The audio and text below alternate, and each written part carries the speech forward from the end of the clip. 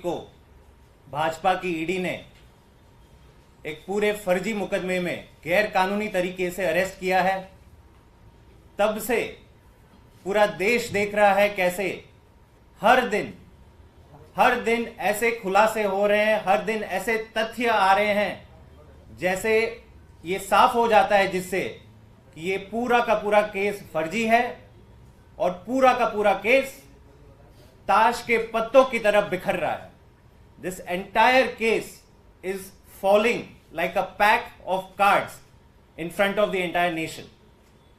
कुछ दिन पहले हमने आपको बताया था कि पूरे जो ईडी का केस है इसमें कोई सबूत नहीं है, कोई मनी ट्रेल नहीं है, केवल और केवल सरकारी गवाहों के बयान पर, जिसको अप्रूवर कहा जाता है, उनके बयानों के ऊपर यह केस खड़ा किया गया है। अरविंद केजरीवाल जी ने राउज एवेन्यू कोर्ट में अपना पक्ष ऑनरेबल जस्टिस के सामने खुद रखा और वहां साफ कहा कि इस पूरे केस में सीबीआई ने 31,000 पन्नों की चार्जशीट फाइल करी है, ईडी ने 25,000 पेजों की चार्जशीट अपनी फाइल करी है, लेकिन इन सारे तमाम कागजों में केवल 4 ऐसे बयान हैं जिसमें अरविंद केजरीवाल जी का नाम है और इन्हीं बयानों के आधार पर, केवल और केवल इन्हीं बयानों के आधार पर अरविंद केजरीवाल जी को अरेस्ट किया है। और ये बयान इन्होंने अपनी स्वीकृति से नहीं दिए हैं। जिन जिन लोगों ने ये बयान दिए अपनी स्वीकृति से नहीं दिए हैं, ये वो लोग हैं जो भाजपा के एक स्कीम के लाभार्थी हैं। भाजपा कहती घूमती है कि हमने देश में बहुत लाभार्थी खड़े किए, अब ये लोग देश के सामने बेनकाब हो गए हैं कि असल में इन्होंने जो स्कीम चलाई थी वो है केजरीवाल को फंसाओ, जेल से आजादी पाओ। भाजपा की स्कीम केजरीवाल को फंसाओ, जेल से आजादी पाओ जो स्कीम है, उसके पहले लाभार्थी निकले शरत रेड्डी। उनको भाजपा की ईडी ने इस पूरे कथित शराब घोटाले का किंगपिन घोषित किया, अरेस्ट किया, जेल में 6-6 महीने तक सड़ा वो। भाजपा ने कोई बेल नहीं दी। वो तब तक वो बयान देता रहा कि मैं केजरीवाल जी से कभी नहीं मिला और कभी मेरा कोई उनसे लेना देना नहीं हुआ। लेकिन जब वो थक जाता है, टूट जाता है और बयान देता है केजरीवाल जी के खिलाफ, तुरंत उसे बाहर आजादी मिल जाती है और दूसरा, उससे 55 करोड़ की वसूली भी भाजपा कर लेती है इलेक्टोरल बॉन्ड के जरिए। यह चीज तो ऑलरेडी पब्लिक डोमेन में है, लेकिन कल जो नया तथ्य आया उसको आज आम आदमी पार्टी एक्सपोज कर रही है कि इन 4 लोग, जिनके केवल इन 4 लोगों के बयान के आधार पर केजरीवाल जी को अरेस्ट किया गया है, इनमें से 2 लोग हैं, एक बाप और एक बेटा। बाप का नाम है मगुंटा श्रीनिवासुलु रेड्डी और बेटे का नाम है राघव मगुंटा रेड्डी। मगुंटा श्रीनिवासुलु रेड्डी एक पॉलिटिशियन है, 4 बार आंध्र प्रदेश से एमपी रह चुके हैं और उनके बेटे राघव रेड्डी एक बिजनेसमैन है। अब इन्होंने, जब अरविंद जी ने अपना स्टेटमेंट रखा कि मुझसे मगुंटा श्रीनिवासुलु रेड्डी मिलने आए थे, मार्च 2021 में आए थे, फॉर्मल अपॉइंटमेंट लेके आए थे, ये सारे रिकॉर्ड्स हैं। और किस लिए मिलने आए थे? मार्च 2021 में तो पॉलिसी ही नहीं बनी थी, पॉलिसी लागू हुई थी नवंबर 2021 में, लेकिन एकमात्र बार जब वो रिकॉर्ड पे मिले तब मार्च 2021 में मिले और सीधी बात उन्होंने करी थी कि उनको चाहिए थी अपनी फैमिली ट्रस्ट के लिए एक लैंड पार्सल चाहिए था दिल्ली में। और अरविंद केजरीवाल जी ने साफ कहा उन्हें कि लैंड का मैटर एलजी के अधीन आता है, तो क्योंकि आप बतौर एमपी मुझसे फॉर्मली मिलने आए हो तो आप एक रिक्वेस्ट दे दो, मैं फॉरवर्ड कर दूंगा एलजी साहब को। बस इतनी बात हुई। उसके बीच और सितंबर 2022 के बीच में कुछ नहीं होता है। सितंबर 2022 में ईडी और सीबीआई बॉक्सिंग रिंग के बीच में आ जाते हैं, तो सबको घेरना शुरू कर लेते हैं। तो इसी श्रृंखला में इन बाप बेटे के घर पे रेड पड़ती है। कथित शराब घोटाले की जांच की रेड ईडी डालती है 16 सितंबर 2022 को। और जब यह रेड पड़ती है तो बहुत हैरानी की बात है कि ये लोग जो आज सरकारी गवाह बने हैं, तब जब पहली बार रेड पड़ती है, दोनों कहते हैं कि इस कथित शराब घोटाले का कोई सिर ना पैर है, इसमें अरविंद केजरीवाल जी का कोई भूमिका नहीं है, ना हमारा कोई लेन देन हुआ है, हम बस अपना काम कर रहे थे। तो मतलब एकदम साफ स्टेटमेंट दिया, कहीं पे भी अरविंद केजरीवाल जी के खिलाफ स्टेटमेंट नहीं दिया। और कुछ महीने बीत जाते हैं, ऑब्वियसली ईडी खुश नहीं है, तो ईडी क्या करती है, फरवरी 2023 में इनके जो बेटे हैं राघव मगुंटा रेड्डी को अरेस्ट कर देती है। फरवरी 2023 में अरेस्ट कर देती है, तभी वापस उनका स्टेटमेंट दर्ज होता है, और तब दोनों बाप और बेटे फिर से कहते हैं कि नहीं, अरविंद केजरीवाल जी का कोई रोल नहीं है और कोई शराब घोटाला दिल्ली में नहीं हुआ। ईडी फिर से खुश नहीं है, जिस मकसद के लिए उसे भाजपा के मुख्यालय से भेजा गया था वो मकसद तो सर्व नहीं होता है। तो 5 महीने एक अमीर बाप के बेटे को, एक बड़े पॉलिटिशियन, आंध्र प्रदेश के बड़े पॉलिटिशियन के बेटे को 5 महीने ईडी जेल में कैद करती है। क्यों? क्योंकि अब तक वो अरविंद केजरीवाल जी के खिलाफ बयान नहीं दे रहा है। होता क्या है, जो हर सरकारी गवाह की यही कहानी है, यहीं पे भी वही हुआ।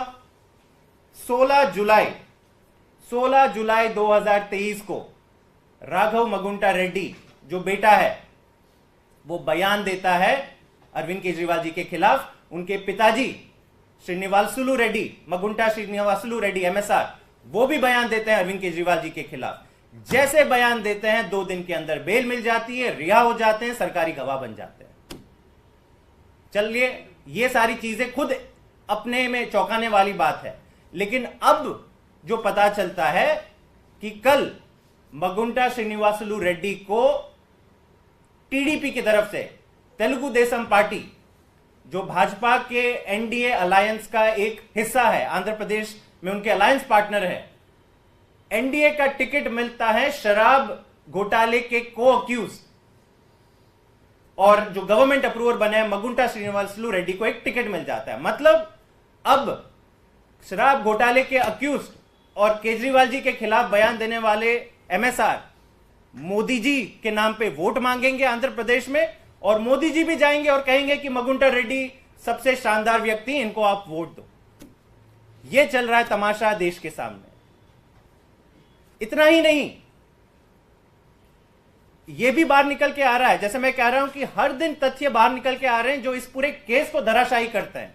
पूरे केस के माध्यम से जो कॉन्स्पिरेंसी, जो षड्यंत्र रचा जा रहा है आम आदमी पार्टी को खत्म करने का, यह बेनकाब होते जा रहा है। क्या तथ्य बाहर निकल के आता है कि कुल MSR जो हैं, पिताजी हैं मगुंटा श्रीनिवासुलु रेड्डी, उन्होंने कुल सितंबर 2022 और जुलाई 2023 के बीच में 3 स्टेटमेंट दिए हैं कुल, ईडी को 3 स्टेटमेंट। इनमें से पहले 2 स्टेटमेंट दिए जाते हैं जिसमें अरविंद केजरीवाल जी के खिलाफ कोई बात नहीं है, कहते हैं कि इनका कोई रोल नहीं है, कोई शराब घोटाला नहीं हुआ। और तीसरा स्टेटमेंट, क्योंकि अब बेटा 5 महीने से जेल में सड़ रहा है, तीसरा स्टेटमेंट में वो अरविंद केजरीवाल जी का नाम लेते हैं, उनके खिलाफ बयान देते हैं। अब चौंकाने वाली बात यह है कि ईडी ने जो चार्जशीट कोर्ट में रखी है, इसमें ये 2 स्टेटमेंट का कोई जिक्र नहीं है। 2 स्टेटमेंट पूरी तरह से गायब कर दिए गए हैं। केवल आखिरी स्टेटमेंट, जब बेटा 5 महीने से जेल में सड़ रहा है, हिम्मत टूट जाती है बाप की और बेटे की, और उस परिस्थिति में जो स्टेटमेंट उनसे निकलवाया गया वही केवल कोर्ट में शामिल होता है। बड़ा अजीब है, ये बड़ी अजीब इन्वेस्टिगेटिव एजेंसी है। इतने खुले आम फ्रॉड आप छुपाने की कोशिश कर रहे हो, सबको पता है, सब लॉयर्स को पता है, पूरे मैटर में जो लोग डील कर रहे हैं सबको पता है कि 3 स्टेटमेंट दिए गए और केवल 1 स्टेटमेंट चार्जशीट का हिस्सा है। बेटे पे आ जाते हैं राघव मगुंटा रेड्डी, वो 7 स्टेटमेंट देता है, 7 statements filed under section 50 of PMLA। और इन 7 स्टेटमेंट में से पहले 6 स्टेटमेंट में वो क्या कहता है, मैं अरविंद केजरीवाल जी से कहीं नहीं मिला, इनका कोई लेना देना नहीं है, कोई शराब घोटाला नहीं हुआ। क्या होता है, 5 महीने जेल में डालने के बाद 16 जुलाई को वो 7वां स्टेटमेंट आता है जिसमें अरविंद केजरीवाल जी का नाम लिया जाता है। और ईडी क्या करती है, पहले के 6 स्टेटमेंट पूरी तरह से गायब है, चार्जशीट का हिस्सा ही नहीं है, कोर्ट के सामने ही ये 6 स्टेटमेंट नहीं है, केवल 7वां स्टेटमेंट ये लोग डालते हैं पूरी चार्जशीट में। और पूरा का पूरा केस पहले शरत रेड्डी के बयान पे, अब ये 2 बाप बेटे MSR और राघव रेड्डी के बयान के ऊपर पूरा केस खड़ा करते हैं। और देश कि one of the top 3 parties, आम आदमी पार्टी जो राष्ट्रीय पार्टी है, उनके संयोजक अरविंद केजरीवाल जी और सिटिंग चीफ मिनिस्टर को इन 3 लोगों के बयान के आधार पर जेल में डाल देती है।